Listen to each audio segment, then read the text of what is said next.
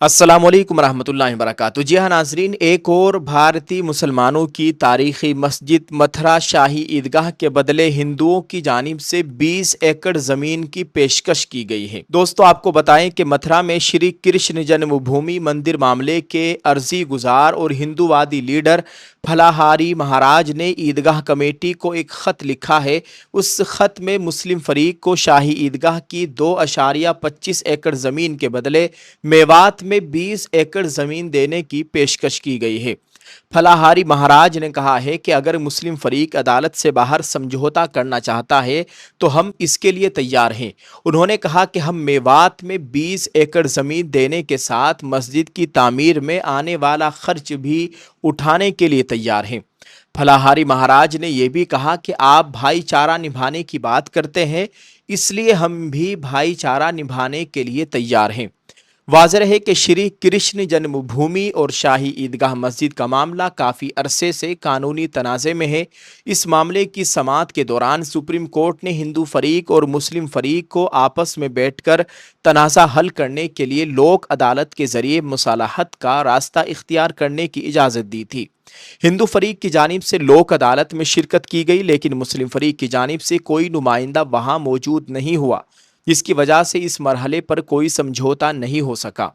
Hindi news portal ABP news की report के मुताबिक फलाहारी महाराज ने ईदगाह कमेटी को ख़त लिखकर कहा है कि अगर मुस्लिम फरीक समझौता करना चाहता है तो हम मेवात में 20 एकड़ ज़मीन देने को तैयार है मस्जिद के लिए, और मस्जिद की तामीर में जो भी खर्च आएगा वो भी हम देंगे, लेकिन जहाँ पर फ़िलहाल मस्जिद है ये हमें दे दिया जाए, क्योंकि ये हमारा मंदिर है, हम यहाँ पर पूजा करेंगे। उन्होंने कहा है कि आप भाईचारा निभाने की बात करते हैं, इसलिए हम भी भाईचारा निभाने के लिए तैयार हैं। दोस्तों, अब ज़रा इस खबर का पस मंज़र समझ लीजिए। यहाँ शाही ईदगाह से मुराद शाही ईदगाह मस्जिद है, जो मथुरा में श्री कृष्ण जन्मभूमि के करीब वाक़ है। ये हिंदुओं का एक बड़ा मंदिर है। असल तनाज़ा ज़मीन और मजहबी मकाम के दावे से मुताल्लिक है, और सबसे अहम बात, 20 एकड़ ज़मीन देने की ये पेशकश अभी सिर्फ एक पेशकश है। इसे अदालत का फैसला, हतमी समझौता या मुस्लिम फरीक की रजामंदी ना समझा जाए।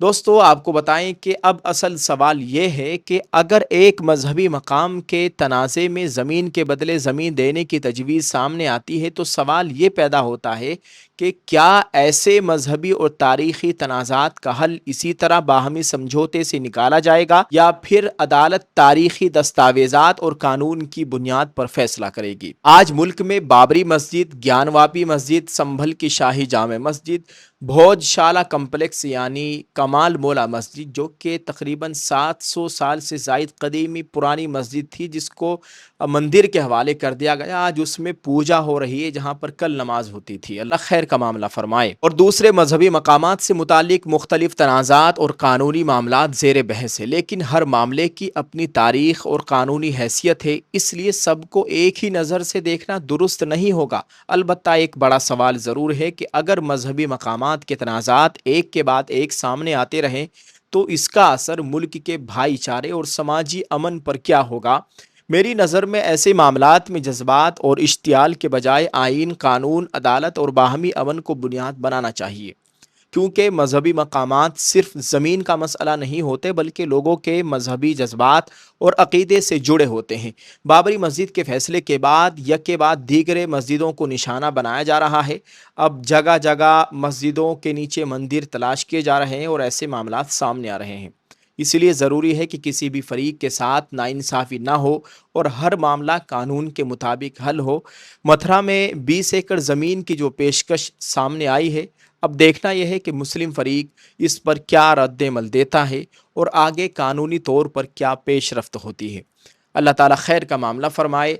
हमारे भारतीय मुसलमानों की बहुत सी मस्जिदें इस वक्त निशाने पर है, टारगेट पर है। जैसे बाबरी मस्जिद के बाद सबसे ज़्यादा मामला गर्म हुआ है ज्ञानवापी मस्जिद के ताल्लुक से, शाही ईदगाह मस्जिद के ताल्लुक से, और संभल की शाही जामा मस्जिद के ताल्लुक से, और भोजशाला कम्प्लेक्स जो कि शानदार कदीम कमाल मौला मस्जिद है, उसमें आज पूजा हो रही है, और दीगर मस्जिदें निशाने पर है।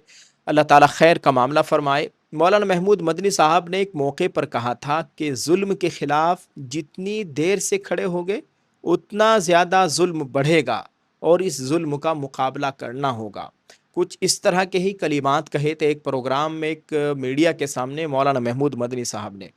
دوستو آپ اس کے بارے میں کیا کہیں گے؟ ویڈیو کے کمنٹ میں اپنی رائے ضرور پیش کریں۔ کیا ہمارے بھارت کے علماء کرام مذہبی قائدین و سیاسی قائدین ہیں، ان لوگوں کو اس پر مل کر بیٹھ کر ایک بڑا قدم اٹھانا چاہیے، بڑا فیصلہ لینا چاہیے، حکومت سے اس بارے میں بات کرنی چاہیے؟ آئے دن اس طرح کے معاملات بہت زیادہ سامنے آ رہے ہیں۔ اللہ ہم سب کی حفاظت فرمائے، ہمارے مذہبی مقامات کی مکمل حفاظت فرمائے، ہمارے ملک میں امن و امان کی صورتحال قائم فرمائے، آمین۔ آپ اس ویڈیو کو شیئر کریں، کمنٹ میں اپنی رائے ضرور پیش کرتے جائیں۔ شکریہ۔ السلام علیکم ورحمۃ اللہ وبرکاتہ۔